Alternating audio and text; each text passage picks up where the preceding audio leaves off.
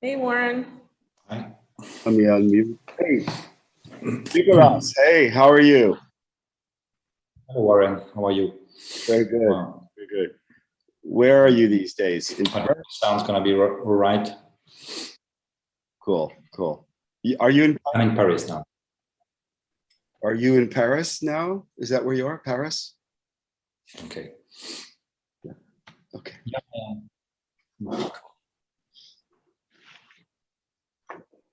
I think I'm in a place, no, in Paris. But... Very cool. I think he has a bit of a delay from our audio. I see. I see. But Anyway. Otherwise, I think we're okay. I think we can go ahead and get started. There'll be a few more minutes for people to sign in, but yeah, let's go ahead and start. So welcome everybody. This is the last lecture in our Saas-Fee Summer Institute of Art Public Lecture Series. We're very excited to be here today with Nicolas Bourriaud. As before, the lectures are available immediately on the Brooklyn Rails YouTube channel. So we want to give a lot of thanks for working with the Brooklyn Rail in partnership with this program. So I think from there, I'm just going to go ahead and hand it over to the co-director of Saas-Fee Summer Institute of Art, Barry Schwabson. Thanks, Sarita. Yeah, I'm particularly happy this morning to be able to introduce Nicolas Bourriaud. He has been a recurrent speaker at the Saas-Fee Summer Institute of Art over the years. It's always been marvelous to hear him because he is one of those curators who is above all a thinker, and that's really what I appreciate about him. He was the founder and co-directed the Palais de Tokyo in Paris from 1999 to 2006. He was the founder advisor for the Victor Pinchuk Foundation in Kiev from 2000. I guess I now have to say Kiev, which I, since the war started, we've learned to pronounce correctly. 2003 to 2007. Professor at the IUAV in Venice. And the Gulbenkian curator for contemporary art at Tate Britain from 2007 to 2010. In 2010, he headed the studies department at the Ministry of Culture in France, then became director of the École Nationale des Beaux-Arts in Paris from 2011 to 15. As an independent curator, he was part of the curatorial team of Aperto in 1993 at the Venice Biennale, and has organized many international exhibitions, including Traffic at CAPC Bordeaux 1996, Estratos in Murcia, Spain 2008, Alter Modern at Tate Britain in 2009, more recently Planet B, Climate Change and the New Sublime in Venice 2022. Also curated several biennials, including Lyon in 2005, Moscow, 2005 and 7 with Rosa Martinez, Daniel Birnbaum, Josef Bachstein, Hans Ulrich Obrist, and Yara Buvnova. Monodrome in Athens in 2011. The Great Acceleration at the Taipei Biennial 2014. Threads at Kaunas Biennial in Lithuania in 2015. And the Seventh Continent, Istanbul Biennial 2019. And as he recently pointed out in his response to the current Venice Biennale, that Seventh Continent in Istanbul was the last biennial before COVID shut down all the other biennials. His theoretical publications include, of course, most famously, Relational Aesthetics in 1998, but also Post-Production in 2002, Radicant in 2009, the X-Form in 2015, and Inclusions, Aesthetics of the Capitalocene in 2021. And his new venture is called Radicants. It's a curatorial cooperative producing exhibitions worldwide. And I'm kind of curious to hear more about that. I don't know if he intends to tell us a bit about it, but we'll soon find out.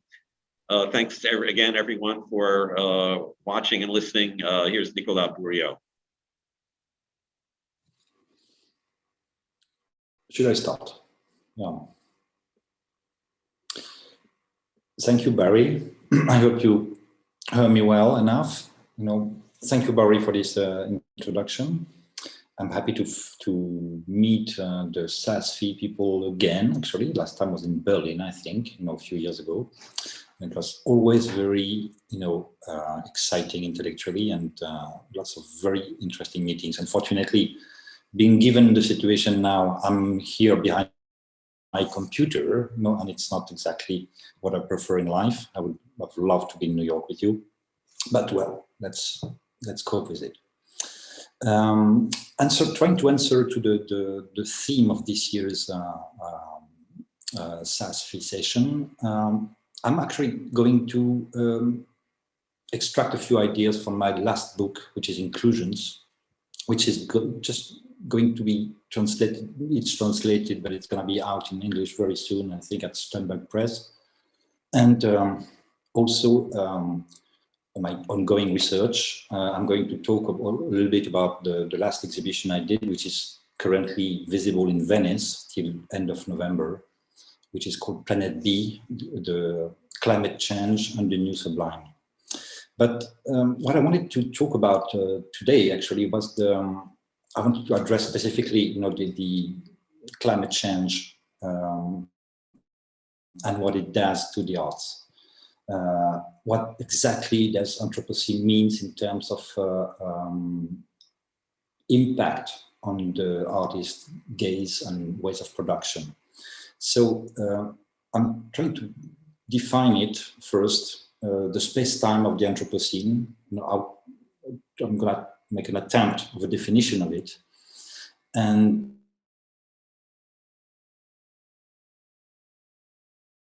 actually are trying to defend. And the idea of subjectivity and agency, I would say, as a possible answer to the Anthropocene impact on our lives. So first of all, my first statement is that the Anthropocene is mainly, and the most spectacular, in a very spectacular way, I would say, a crisis of the human scale. What the Anthropocene, the climate change, because, for example, in my last book, I talked about the Capitalocene, which I think is a much better word to define what we are living, because the climate change is not coming from the human species as such, but from a very specific type of production, very specific type of economy. So Capitalocene is, of course, more convenient to define it, but the generally admitted word is Anthropocene. So sometimes I just use it the same way than Capitalocene. What it does create in a very visible way, I would say, are new foldings. It seems that all limits have become porous. For example, a remote dot on the map may prove much closer than some suburbs that are actually next to us, and a few kilometers away. Our world is absolutely filled with kind of chaotic butterfly effects, which are actually multiplying not only in the planet's economy, but of course in the meteorology of the planet. So new foldings means that things, as I said, who appear to be far away, get very close. That's a very important thing, actually. A folding actually creates this kind of closeness. And for the moment, what we can see actually is the multiplication of new foldings on the planet. The status of human being, though, does not longer bestow a privileged position, or a specific scale even, actually. And it cannot neither be represented anymore in art as a figure on a in front of a kind of undifferentiated scenery. You know, this idea of the figure on the background is actually the pattern, which is absolutely impossible today. And we see that less and less, actually, in contemporary art. Art history shows us humans being distinctly cut out from the natural environment. Nature then is nothing more than a kind of scenery, theater, if you want, that mankind is tasked to arrange. You know, it has biblical origins, obviously. The idea that the planet is nothing else than a kind of scenery for the humans.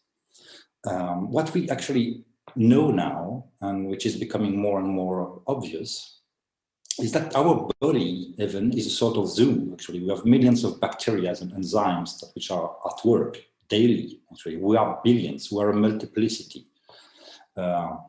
We understand also, slowly but surely, that all human activities are co-activities. It's impossible to see any human activity as cut off from its background. And it has huge repercussions on the way we can represent the world, the way artists are actually representing the world.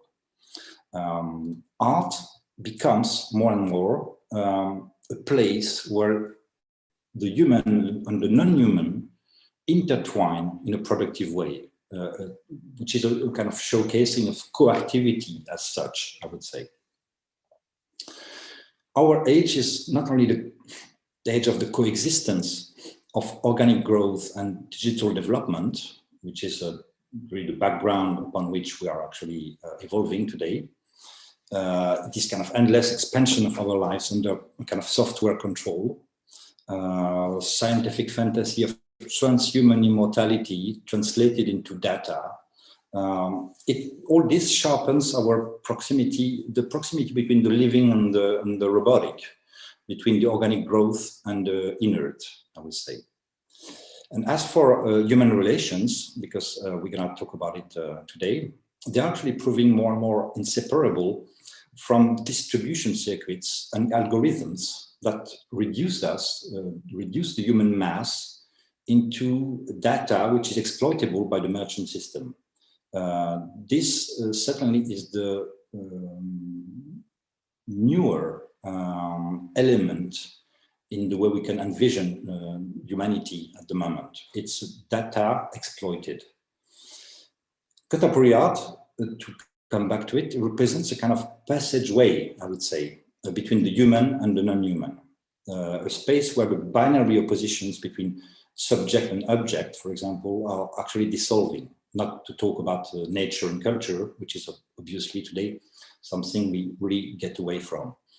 But they ramify into multiple figures, I would say, from the animated to the petrified, from the reified to the speaking, to connected objects to synthetic matter, biological to digital. All this is completely intertwined today. You know, the cuts of matter, to say it in a different way, are constantly being reshuffled, and that's I think the most interesting and threatening also element from the 21st century. So, as a general introduction to what I'm going to say today, I would say that the Anthropocene or Capitalocene is can be, let's say, can be seen as the arrival of a new set of parameters. It's a reevaluation, an obliged reevaluation of our relationship with all the forces with which we must coexist on the planet. It means renegotiating the terms of our presence in the world with all things.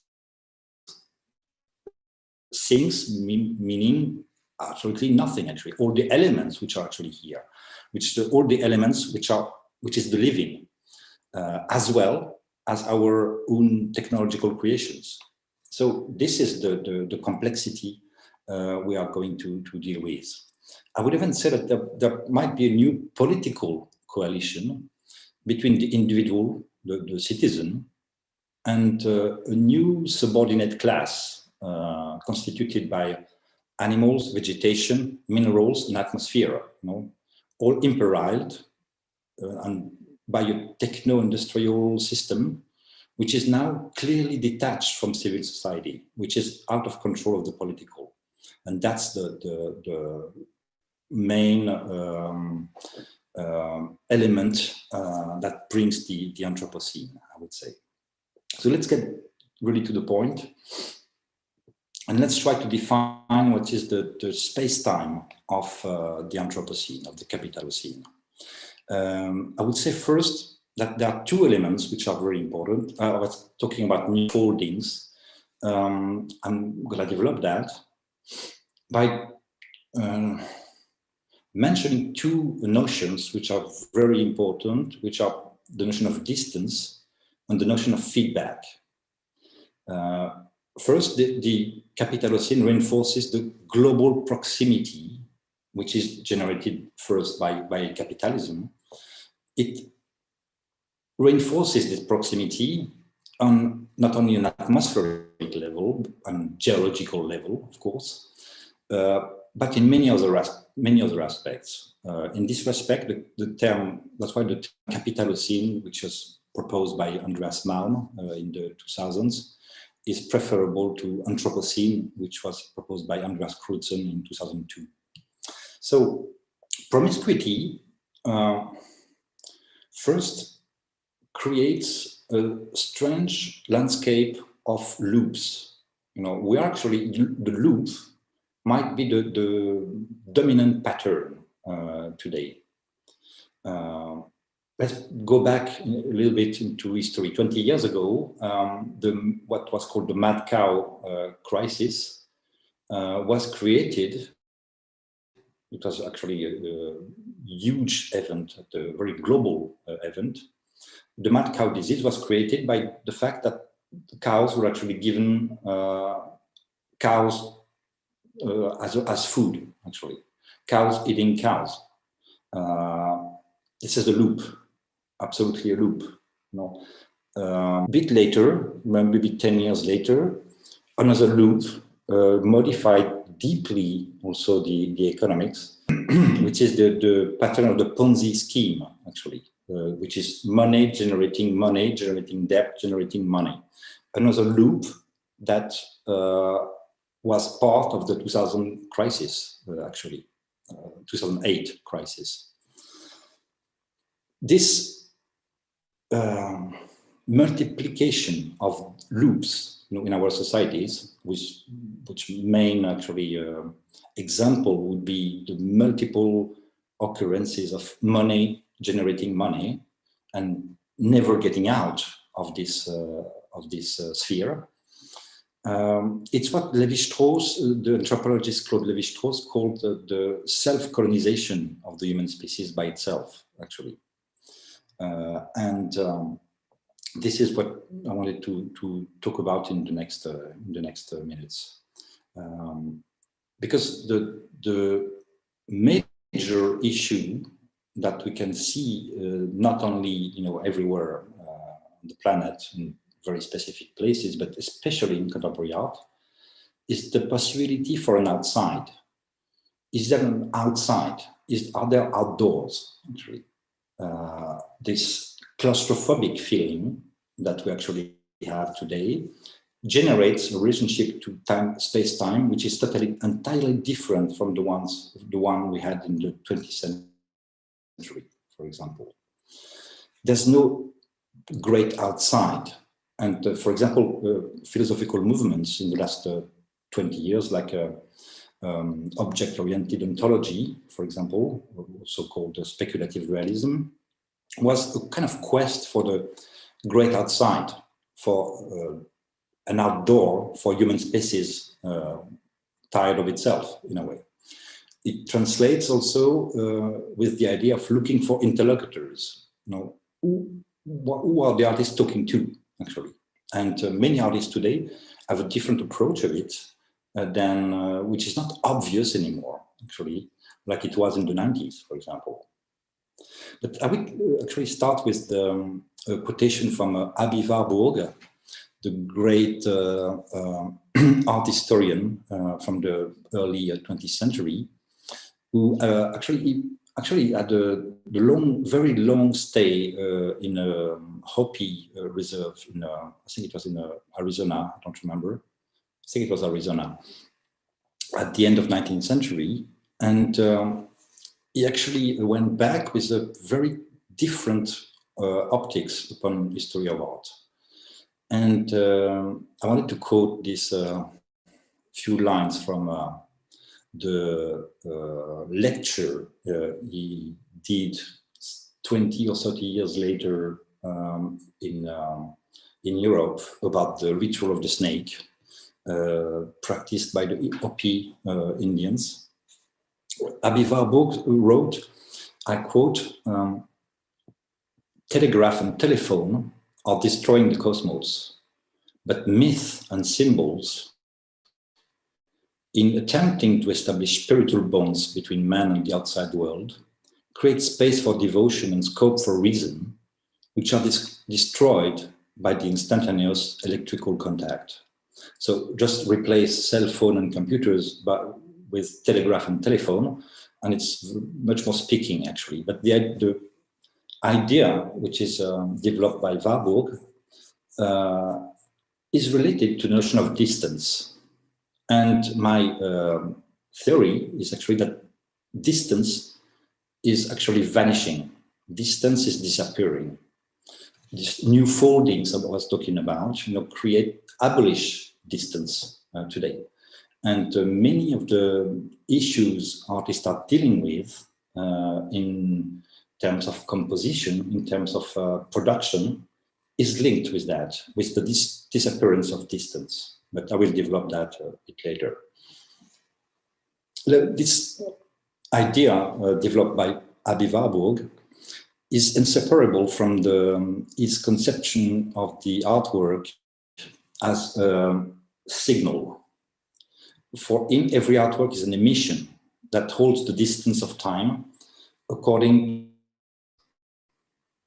to give you an example, Piero della Francesca or Vermeer or Jackson Pollock or Evaes, whoever you want, they all resist entropy, they resist oblivion, they resist insignificance, because they are capable of producing energy, making it available for future use by following generations. If an artwork is deprived of this energy, which is very difficult to define, but I tried to do it, but I will not have time here. It's a very complex notion. If an artwork is deprived from this energy, it just cannot last. That's something which is derived from this idea of Aby Warburg. And I would actually be tempted to call this energy under the different names that different civilizations gave to it. In the Western world, this energy was called beauty, for example, which consists in a kind of combination of visual strength, of intelligence, of complexity, and also information encryption, in a way. That's this mix that creates what in the Western world people call beauty. And it could be interesting to have a comparative, analysis of this notion of beauty, compared to different civilizations. So this particular energy, let's say that the cosmos that Warburg talks about is disencumbered, an open space, a receptive space. I would say room for projection, if you want. Briefly put, it's the opposite of contemporary communications immediateness, which actually crosses down either time and distance. Distance is something we now can find in the past, actually. And it does explain to me the reason why there are so many artistic projects based on archives today, for example, or memory in general, it's a way to find this distance that the contemporary world doesn't allow us to experience. Think about the definition of the aura of the artwork according to Benjamin. In the 1930s, what Benjamin defines the aura of any artwork by, roughly translated, the unique apparition of remoteness, I would say. Unique apparition of something far away. That's the aura of the artwork. And Benjamin was acknowledging the disappearance of the aura in the 1930s in front of mechanical arts like cinema, for example. But today there would be a very different approach actually to this. You know, what can be today the unique apparition of something far away? In the kind of world we're living in, you know, this is precisely what's in peril, I would say. So the artwork's specific character, you know, and it was actually before the advent of the mechanical reproducibility era described by Walter Benjamin, lies in a distance, but it also lies in its strength of apparition, to take the Walter Benjamin's definition. The work of art, and that's interesting to read in this regard, the writings of Barnett Newman, who insisted in a text called The Sublime is Now, the idea that the artwork reveals itself in a now. It's now. There's an immediate presence of the artwork that finds its being and appeals to kind of anthropological reality also. And if you take Barnett Newman's text, it refers also to the very same Amerindian rituals that Warburg had formerly studied. So here we have an interesting feedback, historical feedback between Warburg, Benjamin, and Barnett Newman around something which is in a way contained by the ritual of the snake of the Hopi Indians. The disappearance of the original in the regime of duplication that we live into today tends not only to abolish the archaic past, but also the present of the apparition. That is to say, the distance that founds its aura, actually. We are living in a kind of endless proliferation of images. I think that today, just for today, you know, 1st of July, there will be 3 billion images produced all around the world. That's an estimation, actually. Maybe it's more, maybe it's a bit less. More or less, it's 3 billion. It's counting in billions, actually. So what is the status of the image today? And what's the status of the art, in that endless proliferation? There is one function of art that the anthropologist was quoting before, Claude Lévi-Strauss, was insisting upon. It's the function of adaptation, the function of accommodation provided by art. The idea that it helps human beings to integrate within changing ecosystems, actually. Lévi-Strauss took the example of Impressionism in the second half of 20th century, remarking that actually the nature which is displayed in all Impressionist paintings is always linked with human activities. You always have a house or factory or station, or there's no sheer nature in Impressionism almost. I actually tried to verify this, and I couldn't find really one piece of landscape which was deprived of human presence.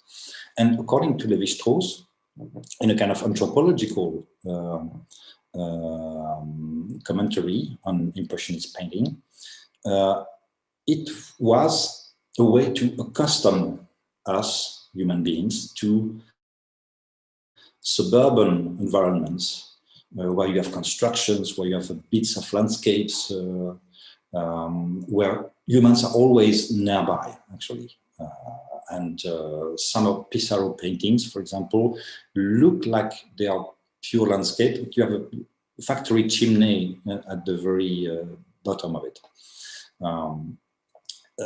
It's interesting to think of art as a kind of tool of adaptation, actually. And that's something that could, of course, developed.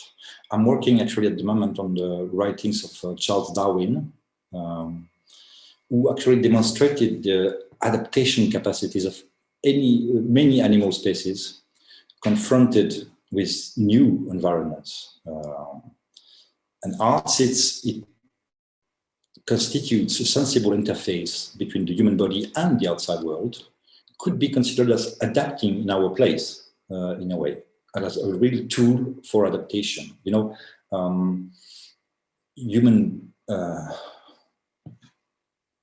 humans don't change so much physically. Since the prehistory, they always invented tools actually to adapt and incorporate those tools into their bodies, you know, as much as they could. But it always comes from the tools, actually, which are the original elements for evolution, actually. And we're talking about proliferation of images. It's also an ecological issue. Proliferation is a very interesting notion. There's a compilation of texts by Anat Singh that you may certainly know, which is titled, at least in French, I think in English too, Proliferations, and where she analyzes a very long list of among them the case of species which no longer have any natural space available actually to move about. But she also talks about the modification of the landscapes, for example, in the Malaysian forests, which actually makes one species, vegetal species, disappear, which actually allows another one to not only to grow, but to proliferate. And proliferation is actually a very contemporary pattern. We have proliferations everywhere, you know, which comes from the destruction of the equilibriums that were existing before. So proliferation is also, strangely, a term that we could actually use for images today.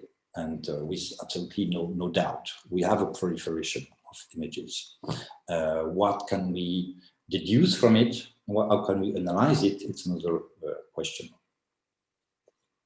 What is very important, and I want to stress on this, is the fact that not only economic globalization, but also the gradual standardization of the space inhabited by humans, global infrastructures, have shortened distances to the point that every point in space now resonates with the others.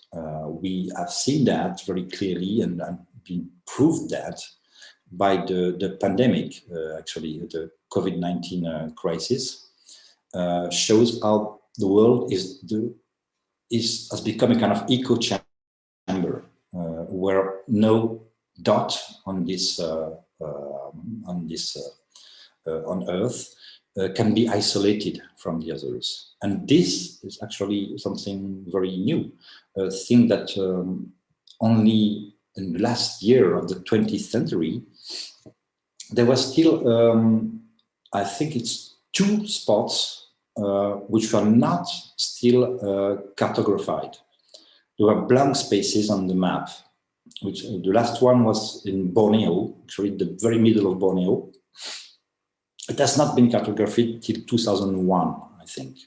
So 2001, this century opens with this situation that for the first time, in the history of humankind, we have a total display of the space we move in, we inhabit, of the space. We have a full view of it. We have a full map of the Earth that humankind never had before, actually.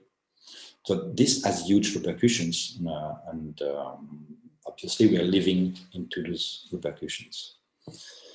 The elementary geographical notions that used to help us understand our place on Earth, such as the very simple series of oppositions between local, global, the near and the far, the concrete and the abstract, all those oppositions have, for me, become obsolete because almost all human broadcasts are now available on a simple screen, for example. Instantaneous communication in shortened distances have deeply disrupted our representation of space. And what's interesting to understand is that it has developed and distinguished itself from other species through the intermediary of distance. We became humans by inventing the throw, the long distance action, the projection outside of our own bodies that other animals were almost incapable of, maybe except the snake, sending some venom, but just very limited. We built up as a species in the sphere of distance. And that's something very interesting to consider when we have to analyze what's going on now, which is, in other words, the disappearance of distances. Because by creating a tool, a sphere of tools between themselves and the outside world, humans only invented distance, but they survived thanks to this protective sphere. And this anthropological data is very, very important when it comes to the climate change today. My idea is that art is part of this sphere of tools. It constitutes a very specific set of tools. The function of art, since prehistoric times, can be analyzed in parallel with other tools. Because since the first cave paintings, art has allowed human beings to distance themselves even more from their ecosystem by projecting themselves into fiction, by creating perspectives through the intermediary of figures and symbols, actually. This specific sphere could be called the sensible, because an image has no body. It needs a medium to exist, and it must stem from displacement also. Here we find distance again. So we could define the human species by the fact that it has developed through mediums, and by the fact also that humans have invented the far away. They are beings of distance. We are beings of distance. The problem is that we have produced such a mass of equipment that it now occupies all the biosphere's available space. In short, let's say that the mediums, the tools, all the extensions of the human are now taking up more space than the actual bodies that of the human species, humans or non-humans, by the way. So, being given this constatation, I was actually trying to recently to analyze to make a typology of spaces, of space-times that were provided by contemporary art today. And I cannot talk about everything today, but there are two ones that I want to tell you about. Of course, which is the fact that there is such a promiscuous space we're living in today creates, this promiscuity creates a feeling of immersion, actually. The feeling that we are included within a reality, and that we have completely lost the capacity to look at the world from an inside to an outside, actually. The loss of the overhanging gaze, if you want. It does create two extremes, actually. First, the multiplicity of the aquarium and aquarium-like shapes in contemporary art. I would just take two examples. Think about Max Upperschneider, think about Pierre Huyghe also. The aquarium is a world with an outside, actually, but we are on the outside of this of the artwork, actually. But the aquarium preserves kind of the idea of the illusion of the polarity between inside and outside, I would say. And two, but you can see that more in painting. I would take the example of Ambera Wellman, who's for me one of the most important young painters today. Saturated spaces, I could name them like that. A kind of tactile, myopic even painting. And this is what I want to develop now, this polarity, actually, which is born out of the fact that we're obliged to reconfigure, to rethink our definitions of the outside and the inside. This is actually the main stake of today's aesthetics for me. What's the inside, what's the outside? And how can we envision the world as a kind of pure immersion? And now we'll take a step back, because I was telling you about speculative realism and object-oriented ontology, which is more or less the same, which are philosophies of radical strangeness, I would say. And they arose within this context, I think. Because the call, actually, that you can acknowledge today in today's philosophy for a kind of great outside, which is the term that's been used by Graham Harman or Tristan Garcia in France, or Quentin Meillassoux. It does express, and I quote Tristan Garcia, a certain wariness of the human subject contemplating his her own omnipotence.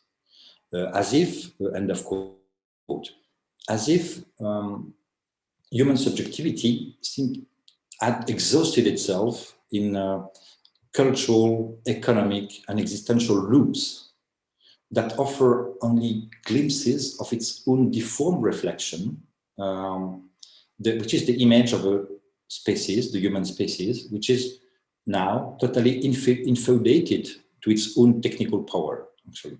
And I quote again Tristan Garcia, culture, it talks about the origins of speculative realism. He writes, I quote, culture demanded a new outside. This outside manifested itself by the reappearance in today's aesthetics of nature without humans, through the figure of the post-apocalypse, representing the world as it will be once we are no longer there, once culture has ceased, and by a taste for horror as the representation of the limits of human representation. So it's interesting to hear that actually the philosophy today stands very near the limits of human representation, because that's this kind of almost frightened call that you can feel in today's philosophy or today's art, actually. because we are confronted with a kind of alternative. Either the great outside wanted by the speculative realists of a kind of inhuman universe, or on the other hand, going on with the supremacy of human subjectivity in this nightmarish form of self-colonization of the human by the human that we see today. But in a way, we have models in the past for that. You know, I tend to believe that postmodernism, actually, in art, was a kind of paradigm of an aesthetics with no exteriority. So not so much. Very quotational, very self-devouring, with successive hallmarks, where its references to the past of art, of course, then to cultural identity, the one of the artist in question, which were actually both verging at times on a kind of fetish for history. No, it isn't surprising, but the quest for interlocutors that I was mentioning before has been, on the opposite, the central pattern of contemporary art for the past 20 years. Interlocutors. It's interesting because it's a longer story, even because in the 90s, this quest for interlocutors passed through neighbors, passerbys, surrounding communities, and this was what I call the relational sphere that appeared in the 90s. Then it was the past, it was the memory or the archives that became the central themes of the art of the 2000s, actually, and we're not still completely out of it now. And lastly, we have another level of this search for interlocutors with the speculative realism's great externalization, I would say, which means that the rule of the real, including atoms, including things and machines, would take the role of a symbolic interlocutor for a new generation of artists who consider animism and totemism as concrete realities, or even could be even ethical principles in a way. So this is, according to me, what we are actually living now, right now, actually, this mix of different possible interlocutions, I would say. And as a kind of answer to this situation, in the last 10 years, I've been working with artists and be particularly attentive to artists whose work had a kind of what I call a molecular approach, actually, and I'm going to try to explain what it does mean here. And it kind of start very long time ago, because it starts with Aristotle's in the 4th century before Christ. In the Poetics, Aristotle's this defines creation in a very large way, actually, as the juxtaposition of a form, morphe in Greek, on a background, ile in Greek. So that's what has been called ilemorphism in Aristotle's philosophy. This binary thing, you know, morphe, ile, opposing a form upon a background, you know, has become actually the main undisputed, you know, undiscussed, element in aesthetics since then. Actually, that's exactly the thing we never put into question, and that's what some artists today are trying to do in a way. The thing is, there is no such thing as a form which has to impose on a background. Everything is a background, everything is a form. There's no, the simple fact of defining creation as such, as form background, binary system means that you have an active thing opposing itself to a passive thing. And this is exactly the kind of mental loops that the Western world has been prisoner of in the last 2 millennia, in a way. The depiction of anything as a background today amounts to a kind of negation of the very event of the Anthropocene. It shows that you have understood nothing to what's going on, I would say. Spaces where no hierarchies remain between the different realms, between the different states of matter, between human and non-human, between subject and object, is what Anthropocene taught us, actually. And that's a very important thing. Because in this form background binomial, you have all the binary structures that go along. Nature, culture. Culture as something imposed upon nature. Civilized, savage, which is colonization. Patriarchy, obviously. Because obviously in the Western system, women are on the side of nature, as if, active, passive, etc., etc. There's a whole chain of domination, which comes only from this very simple pattern, which is the illemorphism of Aristotle. That was actually absolutely never discussed in Western philosophy since then, actually. Even Joseph Beuys actually just takes it as a reference when in the 60s he's asked to define what culture is, and he says it's printing a mark upon nature. And it's undiscussed. And this is the very core of the domination system, according to me, which is very easily visible in art, obviously. It's well, in my book I developed this, in its historical consequences, I would say, and also its origins. Which you have the Bible, obviously. You have Descartes, the idea of the division between the body and the soul, etc. Everything does contribute to this very core idea, which is illemorphism, actually.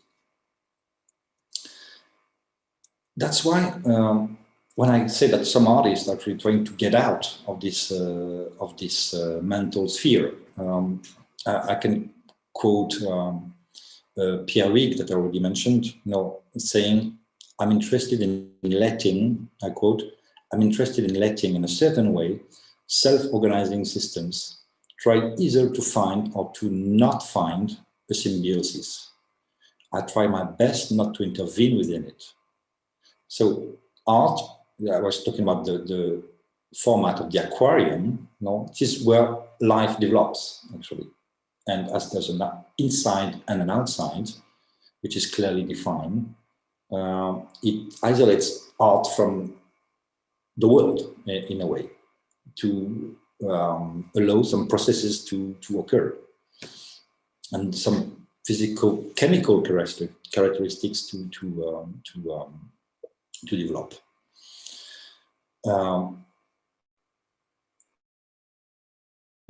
Illemorphic system can mean in art, for example, that everything is the background for something or someone else, and everything and everyone is also a subject, actually. Everything as an agency, if you want.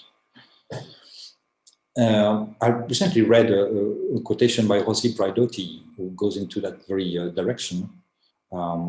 It's a book called Radical Materialism, and I extract this quote: "Capital seeks and reduces body fluids to merchandise. The sweat and cheap blood of the labor force available throughout the third world, but also the fluids of the desire of first world consumers who reduce their existence to a commodity by transforming it into a hyper-saturated state of confusion. Hyper-reality doesn't cancel class relations. It simply intensifies them. So it's a very, very interesting point of view, but this very fact, which is if you get out of the idemorphic system of thought, one has to analyze the world as it is, which is actually the world is not constituted with tables, paintings, cars, buildings, or whatever. No, it's constituted with molecules. It's constituted with matter. And the artists I'm interested in the most at the moment are the ones who consider the world at this level, which is the level where things are not products anymore. They cannot be. They're not even objects. They are made of very distinctive elements that you can find in very specific places. I'm much more interested in the materiality of internet, for example, which is absolutely huge and it's actually a hyper-polluting system, than the idea that it's immaterial. Everything is immaterial. There's not such a thing as an immaterial thing, as an immaterial phenomenon, for example. It just doesn't exist. So if this old conception of art as the imposition of a form on raw matter, let's say, is becoming obsolete, artists are actually merging the characteristics of form or image together with the characteristics of matter. Artworks, in a way, obey the same rules as the composition of a living organism. And I tend to consider every artwork as an ecosystem, actually, constituted with very specific material elements and symbolic thought that organizes them, actually. I would quote again a scientist, a physician, Karen Berardi, who identifies in matter as its molecular stage the same characteristics of queerness that regulate bodies in terms of performativity, reproducibility, and the ability to go beyond imposed boundaries. In a book called Posthumanist Performativity, towards understanding of how matter comes to matter, which was published in 2003, Berardi starts from this very interesting idea that the observation of physical phenomena of matter, physical matter as a physical phenomena, let's say, is unclassifiable, actually. And this impossibility to classify this is very interesting, also politically speaking, I would say. I define molecular anthropology, those artists trying to work with materiality of the world as a molecular anthropologist. And I would define this molecular anthropology in a very simple way as the study of the human effects, the human traces, or the human imprints on the universe, and the interaction of humans with non-humans at the same time. Because a human a face, for example, is just nothing more than a sum of cells. And if you see a pile of dust, for example, it's a very complex form. It's not a simple form. The idea that everything is a subject comes from the fact, which is a physical fact, that everything lives and nothing is really neutral or purely inert, not even stones, actually. To come back to what I said at the very beginning, I would say that we live in a gigantic echo chamber, and the fact that this awareness from the climate change, that we are living in a gigantic echo chamber. It's also a refusal of the tragic confrontation which has fed culture for centuries, the tragic confrontation between the human and the world. It's been a leitmotif of Western thought, you know, and we're actually reaching another state, actually, that could be called a state of immersion. The idea that we enter a space with no outside, like a Möbius ribbon, if you want. You have the impression to be outside, but you're actually inside something else. And this obviously can only translate in art with a new way of presenting the world. We cannot face the world anymore as if there was an outside, and if we were into an inside. And this immersion, this great inclusion, which gives the title to my last book, Inclusions, is something we have not finished with at the moment. We're just entering this new era, I would say, this new immersive era. My goodness, it's already 5. I don't know how much time, I forgot how much time I had. You know, it's 5. We have we have until at least 30 minutes for Q&A, as long as you have time. So if you want to finish some thoughts and show some examples, we're all good.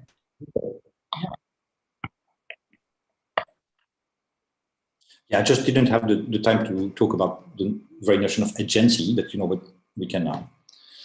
I could talk 2 hours, so maybe it's better to interact a little bit. Yeah, we can definitely, I'm sure, you know, there's many questions. I just wanted to say that I very appreciate your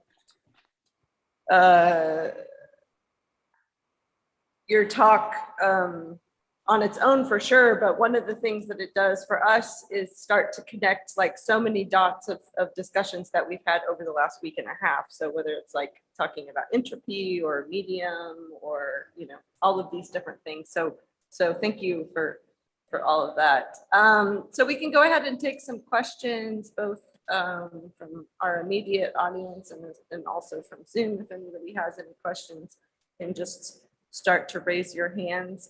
Maybe we'll go ahead and start with David, was the first one that I saw, so jump in. Thank you for your talk. I was interested in, we heard a lecture by a doctor a couple days ago, and the study was, he was conducting studies on cognition. And he was kind of in probably a problematic way comparing, you know, Chinese people and American thought. And one of the studies was about like changing the subject of an image and changing the background of an image, and this idea of like, so I was just interested in you conceiving of a kind of the subject and background as being irreducible, as being one and the same. And it kind of felt like an interesting, and I think one of his kind of problematic arguments was about creativity and et cetera. And so I was just wondering about how that, I think he was defining, you know, the creativity as the ability to see difference and be confronted with difference and kind of create something out of it. But I think it's really interesting to think about actually seeing things maybe as the same or not differentiating between subject matter, and perhaps that in and of itself is a creative act, or I don't know. That's all I've got. Thank you, David. for your question. You know, it's interesting that you raised the opposition between the Chinese and the Western and the American here, but you know, let's say also European space, because it also has very interesting roots. If you look at painting, song painting from China, for example, between the 10th and the 16th century, you know, you always have a kind of very precise type of landscape, actually. And you will see that, you know, very easily that in Chinese classical painting, you know, with purest expression is certainly the Song period, you never have this idea of a figure upon a background. Because the human representation, when it's not in Chinese landscape painting, is reduced to a very tiny, minuscule figure, which gives kind of feeling of scale, actually. But it's not and never, you know, a figure that is actually drawn, painted on a background, like in classical paintings, you know, let's say Gainsborough in the 17th century England, or even Leonardo da Vinci. This you see in the Western world how nature has always been a background, but it was not the case in Chinese paintings at the time, at the very same time. And when the Western painters were developing from the 15th century, the idea of perspective, which is actually, let's call this how it is. You know, it's a way to measure up and control the visible. Actually, it's a mathematical tool to put things under control. The monocular centrist perspective, which is developed in the Renaissance or the Italian Renaissance paintings, is an instrument to measure the world. And the equivalent in Chinese painting is the mist. You know, what's the most present in the Chinese classical painting is mist, which is exactly the opposite, actually. And that's where it becomes very interesting to do some compared, you know, studies, you know, between in the same century, for example, between the two. And the second part of your question was about creativity, if I remember well.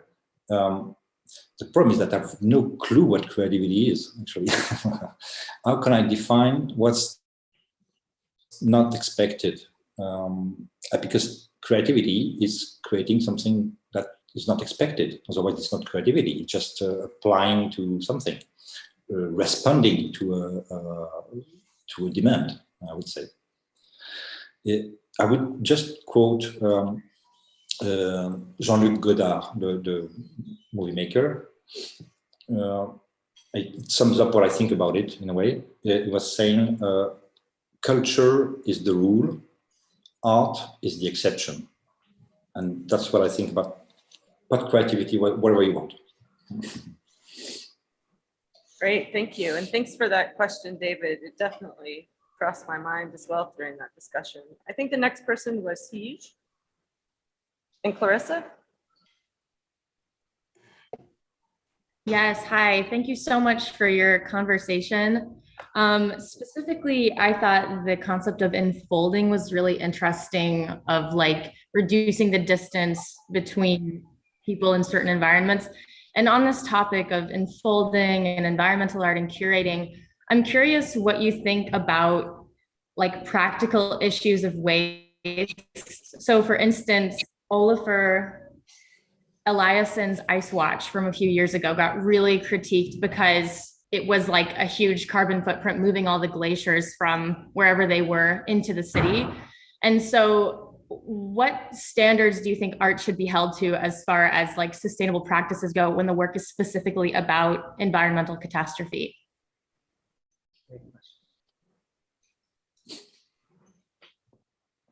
It's a very difficult question, I guess, because you know, it's difficult.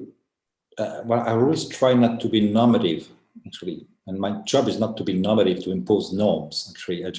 I always say that I have no ideas. Actually, ideas come from the exhibitions and the studios. I just try to translate what I see into concepts and more or less clear ideas as much as I can. So I'm not a philosopher in that way. You know, I don't start from scratch and try to invent concept. I just try to understand what I see. That's why I'm a curator and not a philosopher, actually. But if you talk about, of course, we can obviously talk about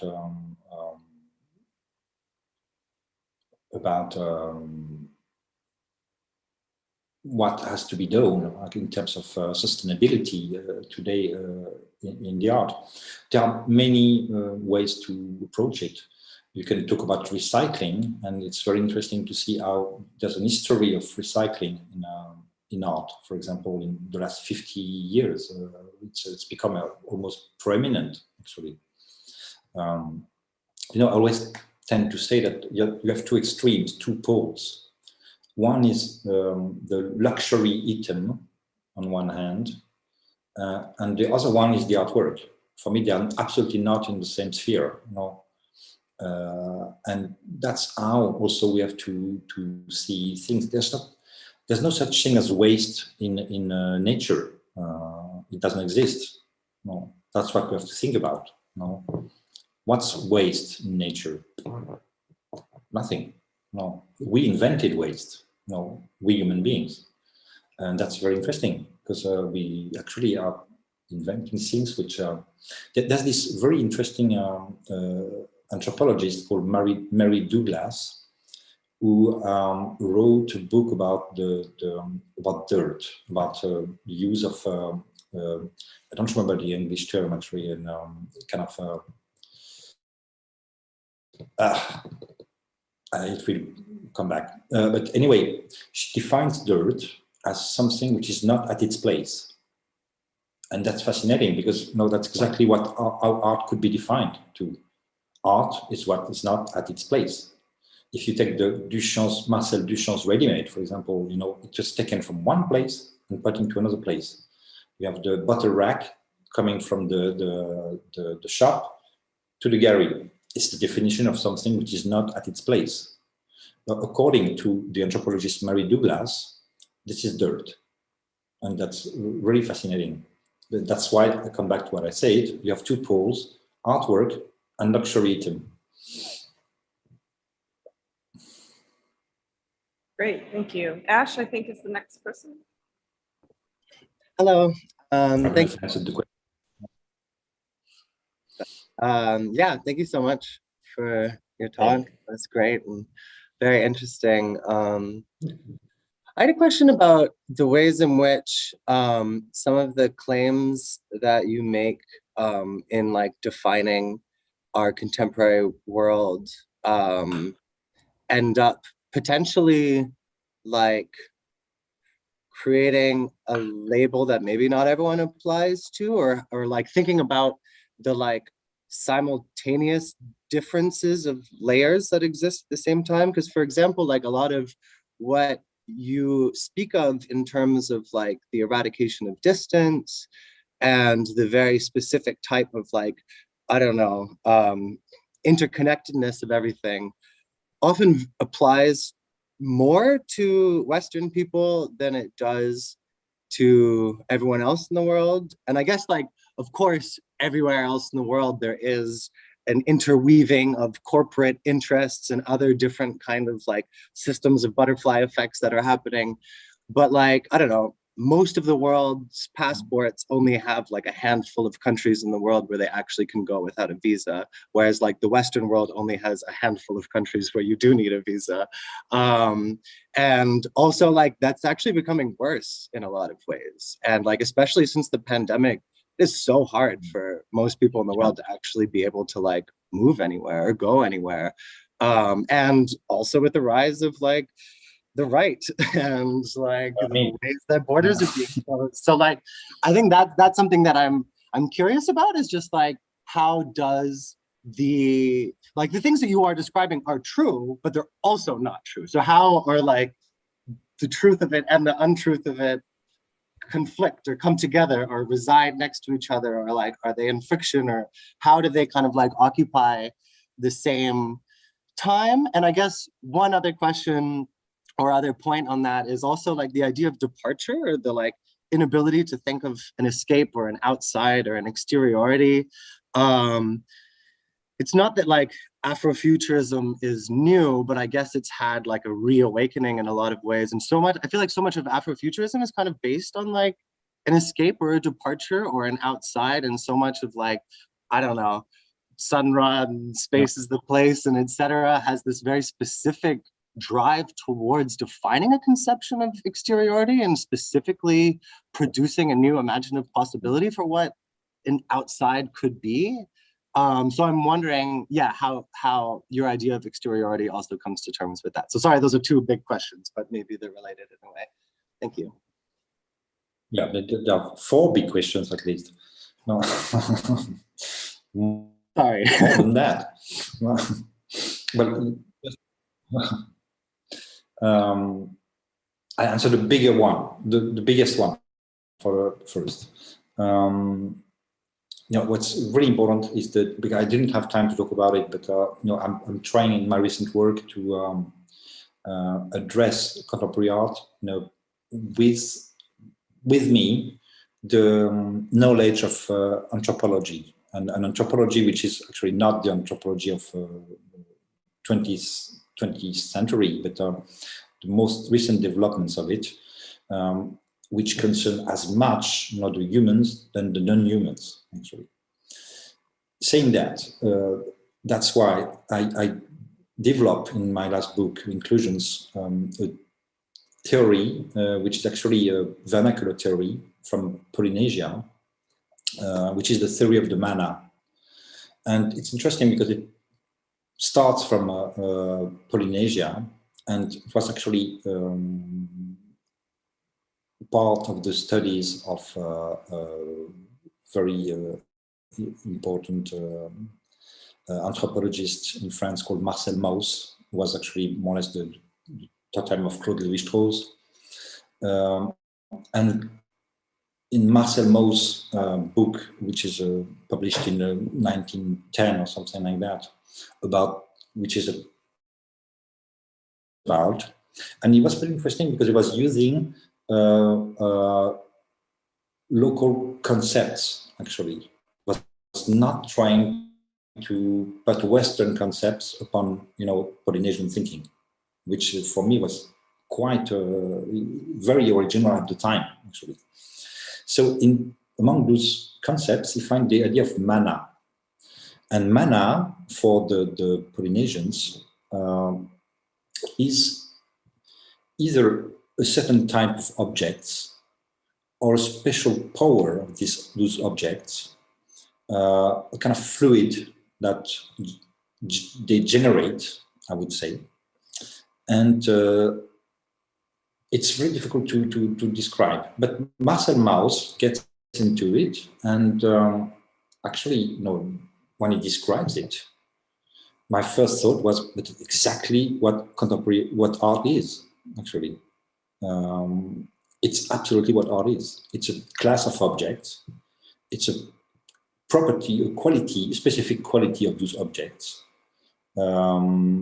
It's a kind of fluid, and it always happens, mana and art, in specific places, that we call museums or galleries here, and that they call a different way. But Claude Lévi-Strauss, you know, takes this idea, actually, and he talks about what is possible in a society. You have societies with shamans, for example, and then what we talk about is practiced and performed by shamans. Then you have societies with no shamans, but artists. And they exactly fulfill the exact same functions in society. You know, when you see that, and a shaman actually could be considered completely insane, in the Western world. The same way an artist, Maurizio Catalan, putting a banana on an art booth, in New York, could be actually considered as completely insane by the same people we would consider insane. That's where it gets interesting. There's just a place in society which is called art, where we can hang everything that is not in the picture, and that's this place where actually you and me are in, because there's no place for us, outside this very specific place that allows some very signifiers, some excess signifiers, as Claude Lévi-Strauss says. They only have their place there, and we give it a different name. The Polynesians call it mana. We call it art, but that's exactly the same thing. I don't say that artists and shamans are the same. I say that they occupy the same type of place in their respective societies, which is very different. I didn't have time to talk about it, but it's another lecture, let's say. Thank you. That was the first part of your question. And then you talk about Afrofuturism, but I don't know, maybe I can go back on it. Did you want to continue? I'm sorry, I thought you were done. Joanna. Yeah, Yona, if you want to ask your question. Hello. Thank you so much. This is very exciting and interesting, and I love the connection you're making with energy and art for many reasons. But I mostly just succinctly was wondering if you could give examples of the artists that you're interested in right now who are making work without the foreground background like separation, just so that I would love to research those people. Sure. I could make, I prefer to, I'm always between one exhibition and one book, and when I have questions, I curate an exhibition, and when I start, getting more answers, I can start writing a book. So there are 2 exhibitions I curated around this very idea, and the most important one being, I guess you have some tracks of it on the web. It's called Crash Test, and it gathers 25, I think, emerging artists who actually work into that direction. It was in the south of France, in Montpellier, where I was a director of the art center. And at this very moment, I'm actually having an exhibition in London called at Paradise Row, which is a kind of pop-up, space, which is called Cloud Point. A cloud point being this exact moment where when a liquid becomes slightly solid. Like, for example, if you put some olive oil in your fridge at 4 degrees Celsius, exactly, you will reach cloud point.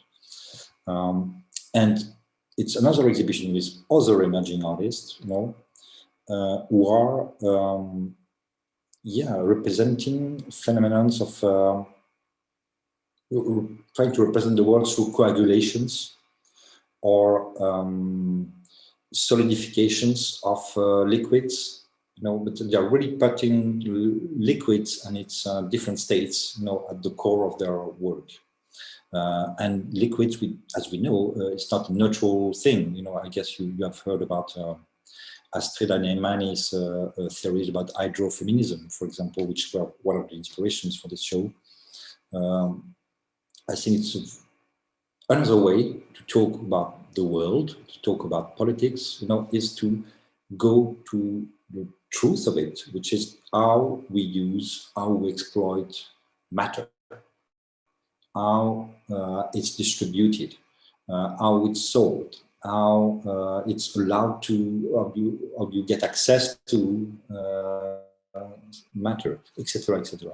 So I'm trying to lead a quite materialistic, inquiry about the state of matter today through this kind of exhibition, because I see that that's what also artists are doing today, actually, at least the ones who, not everyone, of course, but it's a very, very major movement today, I would say. I see that, yeah, of course, you have people like Pierre Wig or Pamela Rosenkrantz that you can check. Pamela Rosenkrantz is quite representative of it, I would say. Dora Budor, also, who lives in New York. Agnieszka Kurant, who also lives in New York. Just to quote the ones in the exhibition, because there would be more. Who else? Well, I could make a list. Thank you. That's perfect. Thank you. We also spoke with Agnieszka Kurant first thing last week, so that's a nice connection as well, beginning and end. I want to pull in one question from the YouTube audience, and then we'll try to fit in Noah and Ella, but I think we have to wrap up here not too long. I don't know how long you have, Nicholas, but we also have our seminar a bit later. So from Christina, the talk started with, I'm reading this from the YouTube chat. The talk started with a nostalgic outlook on the loss of distance, then migrated towards the value of realizing the porosity of relations and entities, between relations and entities. Instead of seeing distance and the proximate as opposite, should we think of them in terms of perceptual calibrations? Does human subjectivity enable such processes or become a stumbling block for estimating distance/proximity in relation to ecosystems?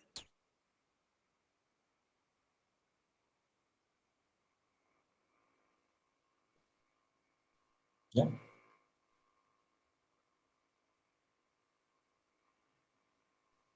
I had a. It's also, I also put it in the chat. Little cut. I also wrote it in the chat. Yeah. Super. Yeah. We have a time lag, so he can't hear everything I'm saying very well. Yeah, sorry. Yeah. Well, maybe let's. Yeah. Maybe let's move on to Noah, because that's a bit easier in this framework. Let's see if Noah can hear. If you can hear Noah. Hi. Yeah, we also spoke to Franco before Berardi, and it was interesting because he also diagnosed our current condition with the term depression. And I also wanted to ask him if this is kind of a de-distancing. Yeah, so I thought it was very nice actually, this way. I think it's also very a Gen Z thing actually, this was the dissolving of a structure. But my question is, and I'm quite familiar with Pierre Wig's and Philippe Pareno's work, and I feel like the art for me is most of the time about either bringing non-natural entities, with Pareno, for example, yeast into a human phenomenology. And for Pierre Wig, it's usually also about this withdrawal thing also of speculative realism, or not being able to access this non-human world, or that it's kind of outside of your ability to access it.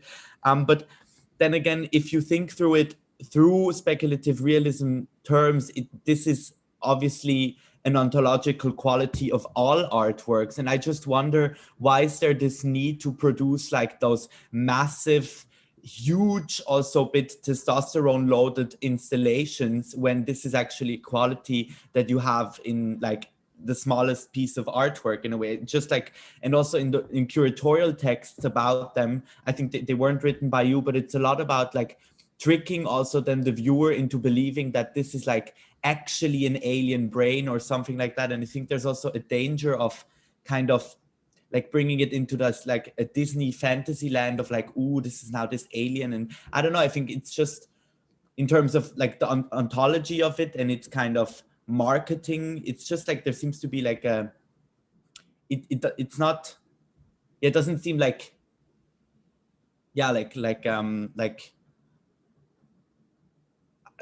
the same in a way. There seems to be I don't know how to say it, yeah. You understand my question?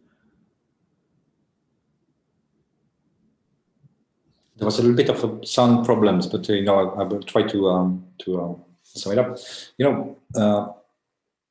How can I answer that? It's quite complicated to question in a way.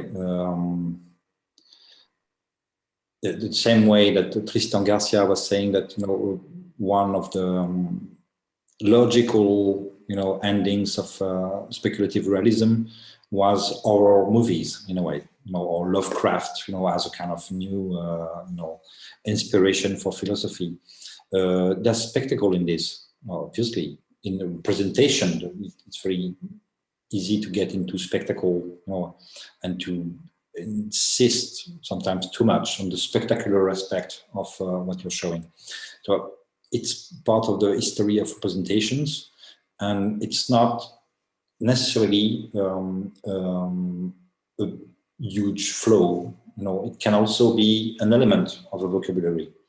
I think that my generation, among them Philippe Parreno and Pierre Huyghe, has also been very interested at some point by special effects and Hollywood movies, for example. And you can see that actually sometimes in the productions, but it was in a critical way. How to use those tools to do something else, which is delivering a totally different meaning, actually. So that's the way we have to consider them, I think, and to answer, in a subliminal way, to speculative realism. I would say that what I'm really sure of today, and I maintain it, is that I really believe in the primacy of encounter over form, actually. I think it's really important to say that again. That's why I always come back in a way to relational aesthetics, the kind of no reason for what I try to think. Even if I now extend relational aesthetics to the non-human, which is also a generational thing, and following the evolution of things in a way. But there are things that you can think at a certain moment in history, and some others that you have to be super strong to think some things when you don't have the mental tools around you, actually. That's the history of philosophy itself. That's the history of art itself, actually.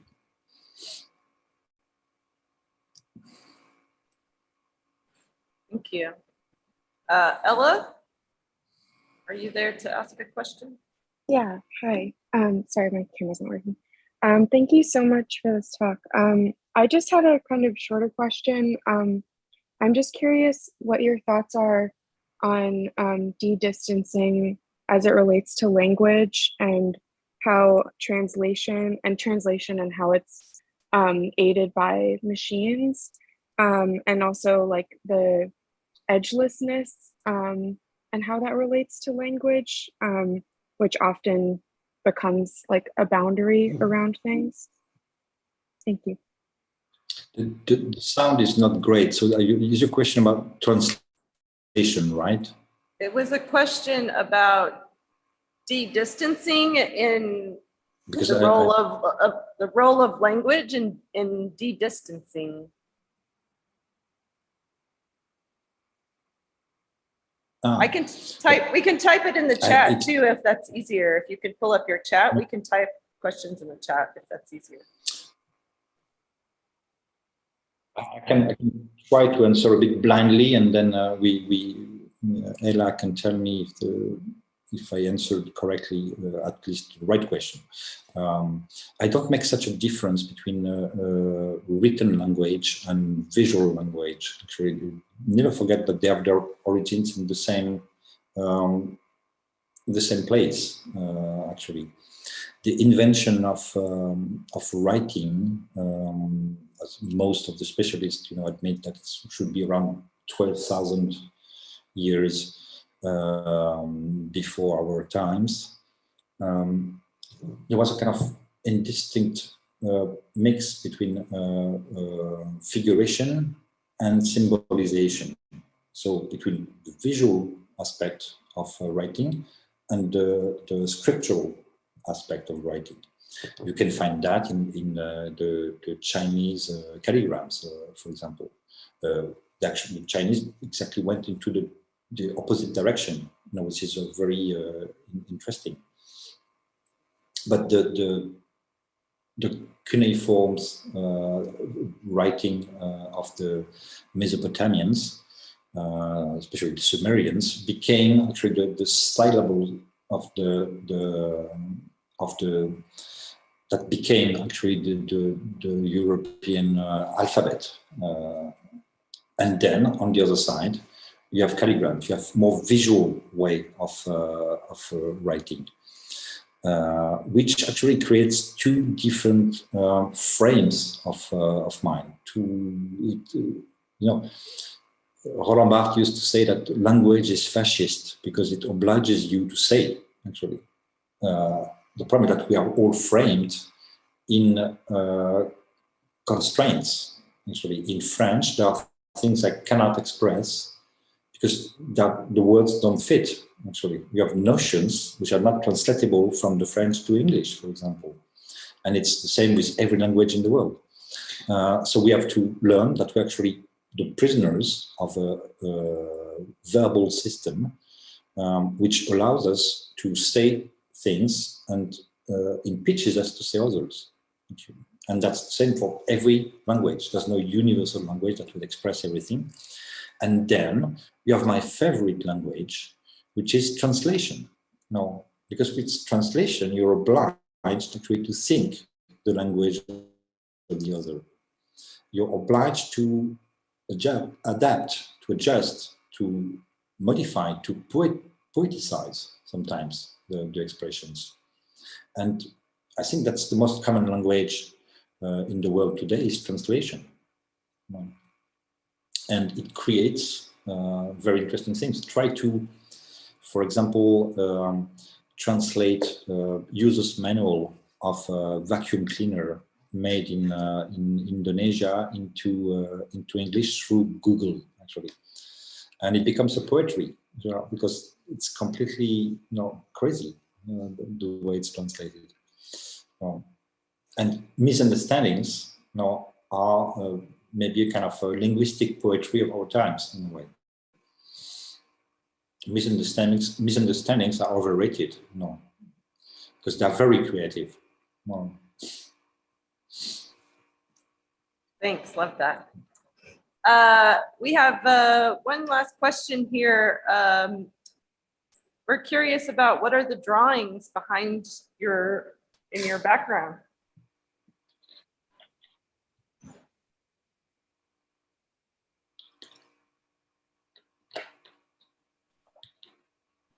Did you hear my question, Nicholas? Or can you hear me? I missed the end of the sentence. Sorry, I didn't know it was a question because I missed the end of the sentence. Yeah, we had someone asked, what are the drawings in your background? Yeah, wow. It's a work by the 91-year-old Italian artist called Franco Baruchello, who actually is currently 91, I think. He's still alive, but he actually invented the vocabulary of absolutely tiny, minuscule, archipelagic, representations. That's awesome. Thank you. I think unless we have one last impending question, I think that might be a good place to wrap it up. We also kind of went over a little bit, and I know people have to get from A to B and distance with feedback loops. So thank you so much, Nicholas, for your talk. It was really, really helpful and really has capped off our program as a whole on the last day, as well as the lecture series, specifically the public lecture series. So big round of applause for Nicholas. Thank you. Thank you all for joining us. Yay. Thank you so much. Many Thank you, questions Nicolas. thank you very much. Yeah. Have a good day then. See you, man. Bye. Bye-bye. Talk to you soon.